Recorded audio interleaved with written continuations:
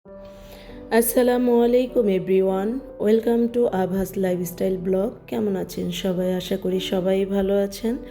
আপনাদের দোয়ায় আল্লাহর রহমতে আরও একটি সকাল দেখতে পারলাম, আলহামদুলিল্লাহ। আল্লাহর দরবারে কোটি কোটি শুক্রিয়া যে আমি আজকে আপনাদের কাছে ভয়েস ওভার দিতে পারছি। এতটাই অসুস্থ হয়ে গিয়েছিলাম, ভাবিনি ভয়েস ওভার দিতে পারবো। এখানে আমি পেঁয়াজ, কাঁচামরিচ, ধনেপাতা, মটরশুঁটি আর গাজর কুচি নিয়েছি। আমি সুজি দিয়ে একটা ইডলি বানাবো, ভেজিটেবল ইডলি। অ্যাকচুয়ালি ইডলিটা ভাপে করলে বেশি ভালো হয়, যেহেতু আমি স্টিমার নামাইনি, আমি প্যানেই করে নেব। এজন্য আমি একটু তেল ব্রাশ করে নিয়ে করব। এই তো আমি একটা ডিম ভেঙে নিলাম। এখন ডিমের মধ্যে দেখলাম একটা ময়লার মতো করে আছে, সেটাকে উঠিয়ে নেব। আমরা দোকান থেকে আনি, ডিমের ভেতরে যে এমন একটা অংশ মানে ভেঙে দেখলাম, এমন আমার কখনো হয়নি। আপনাদের হয়েছে কিনা জানাবেন। ডিম ভাঙলে যে এমন একটা কেমন যেন একটা ব্লাডের মতো লাগলো আমার কাছে। এই তো আমি ডিমটা ভালো করে মেল্ট করে নিচ্ছি। ডিমটা ভালো করে ফেটে নিয়ে আমি এখন দিয়ে দিব স্বাদ মতো লবণ। আমি যতটা বানাবো সেই অনুযায়ী পরিমাণ মতো লবণ দিয়ে দেব। আমি এটা ইন্ডিয়াতে খেয়েছিলাম প্রথম ফার্স্ট টাইম।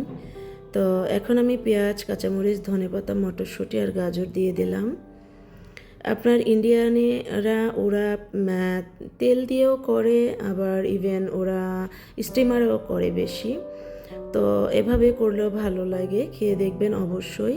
এটা অবশ্যই একটু চুপসে যায়, আর যদি স্টিমারি করে তখন একটা ভাপা পিঠার মতো না ফুলে ফুলে থাকে, সেটা খেতেও বেশ ভালো লাগে।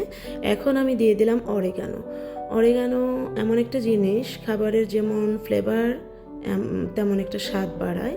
আমার কাছে তো বেশ ভালো লাগে, আপনাদের কাছে কেমন লাগে আমি জানি না। দিয়ে দিলাম এখন একটু মরিচের গুঁড়ো। এখন আমি ভালো করে মিশিয়ে নেব। মিশিয়ে তারপর আমি দিয়ে দেব পরিমাণ মতো একটু পানি, কারণ পানি আমি ডিম যেহেতু একটা নিয়েছি, মা খাবে না। মা যেহেতু শরীরটা তেমন ভালো না, বলছে যে চিড়া, খই আর দই খাবে। তো আমি আমার মেয়ের জন্য এই নাস্তাটা বানিয়ে নিচ্ছি, যেহেতু আমার হাতেও সময় কম, নাস্তা বানাতে অনেক লেট হয়ে গেছে আজকে। এজন্য ঝটপট আজকে ভেজিটেবল ইডলি বানিয়ে নিচ্ছি। তো এই তো দেখুন, এখন আমি মিক্স করে নিচ্ছি। মনে হচ্ছে আরেকটু সুজি আমার লাগবে, আর একটু সুজি আমি দিয়ে নেব। তবে এটা যদি আপনারা আধা ঘন্টার মতো রেস্টে রেখে দেন তাহলে ভালো হবে। আপনারা যদি মানুষ বেশি হন তাহলে আর একটু বাড়িয়ে কমিয়ে নিতে পারেন, সম্পূর্ণ আপনাদের ইচ্ছা। তবে এভাবে করে খেয়ে দেখবেন, অবশ্যই ভালো লাগবে। তবে যে কোনো খাবারই না করে খেয়ে দেখবেন, তারপর মন্তব্য করবেন। আর আপনারা আমাকে যেভাবে সাপোর্ট করছেন, আলহামদুলিল্লাহ, আমার ছোট্ট একটা চ্যানেল আস্তে আস্তে এগিয়ে যাচ্ছে। আপনাদের সবার দোয়া ভালোবাসা এত পাবো কখনো আশা করিনি। কাউকে আমি চিনি না, জানি না, আমার রক্তের কেউ না আপনারা, তবুও যে আমার পাশে আছেন, আলহামদুলিল্লাহ। আপনাদেরকে ধন্যবাদ দিয়ে আমি ছোট করতে চাই না। তবে কি জানেন, মানুষের জীবন চলার পথে না অনেক রক্তের মানুষও কাজে দেয় না, অনেক দূরের সম্পর্কগুলো অনেক কাজে আসে। তবে হয়তোবা দূরের সম্পর্ক হোক আর কাছের হোক, যেহেতু ইউটিউব প্ল্যাটফর্মে আমি এসেছি, আপনাদের ভালোবাসা পাচ্ছি, আলহামদুলিল্লাহ। আপনারা আমার পরম আপনজন। আপনারা আমার পাশে থাকবেন, এভাবে আমাকে সাপোর্ট করবেন, লাইক, কমেন্ট, সাবস্ক্রাইব করবেন। আপনাদের একটা লাইকে আমাকে অনেক দূর নিয়ে যাবে। আপনারা আমাদের সাপোর্ট করবেন অবশ্যই। কোনো ভুল ত্রুটি হলে এই ছোট্ট বোনটিকে অবশ্যই ক্ষমা সুন্দর দৃষ্টিতে দেখবেন। এই তো চুলায় আমি একটা প্যান বসিয়ে দিয়ে দিলাম অল্প পরিমাণে তেল। এটা যেহেতু আমি তেলের মধ্যে করব সেজন্য, আর এটা যেহেতু ননস্টিক প্যান, এটার মধ্যে তেল তেমন একটা লাগে না। এই তো আমি ইডলির বেটারটা দিয়ে দিচ্ছি একে একে। এটা কিন্তু বানাতে বেশিক্ষণ লাগে না। আর আমি মটরশুঁটি, গাজরটা কেটে ভাপ দিয়ে ফ্রোজেন করে রেখেছিলাম। যেহেতু আজকে সবজি ছিল না ঘরে, ফ্রোজেন সবজি দিয়ে আমি এটা আর কি করে নিয়েছি। তো বিকেল দিকে যাব সবজি আনতে, যদি আল্লাহ শরীরটা একটু ভালো রাখে। অনেক অসুস্থ হয়ে পড়েছি আমি, আমার জন্য সবাই দোয়া করবেন, যেহেতু আমি হার্টের পেশেন্ট। ইদানিংয়ে আমার ডেঙ্গু জ্বর হয়েছে কিছুদিন আগে। সেই ডেঙ্গু জ্বর হওয়ার পর থেকে আমি আসলে সুস্থ হতেই পারছি না, কেন জানি না। আল্লাহ পাক হয়তো বা খুশি হয়ে আমাকে রোগ দিয়েছে, আল্লাহ পাকই মাফ করবে। আল্লাহ পাক যেন আমাকে তাড়াতাড়ি সুস্থ করে দেয়। তবে ক্যামেরার আড়ালে আমরা অনেক কিছুই দেখাতে পারি না। মনে হয় ক্যামেরাতে ভিডিও করাটা অনেক সহজ, কোনো কিছুই আমাদের ভুল হয় না, আসলে ভুল হয়। এজন্যই আমি এই ভিডিওটা ধরে রেখেছিলাম। আর আমি তাড়াহুড়ো করে যেহেতু নাস্তা বানাতে এসেছি, আমি স্পনটা বের করার সময় পাইনি। আমি অ্যাকচুয়ালি ড্রয়ারের ভিতরে রেখে দিই সব স্পনগুলো, আর কিছু জিনিস রাখি বাইরে যেগুলো আমার রেগুলার তাড়াতাড়ি লাগে। তো যখন যেটা লাগে সেটা আমি নামিয়ে নিই, কারণ আমার রান্নাঘরে যেহেতু ক্যাবিনেট আছে একটা, ওটার ভিতরে রেখে দিই। দেখি আপনাদের দোয়ায়, আপনাদের ভালোবাসায় আরও সামনে এগিয়ে যেতে পারি। অবশ্যই আমাকে সাপোর্ট করবেন আপনারা।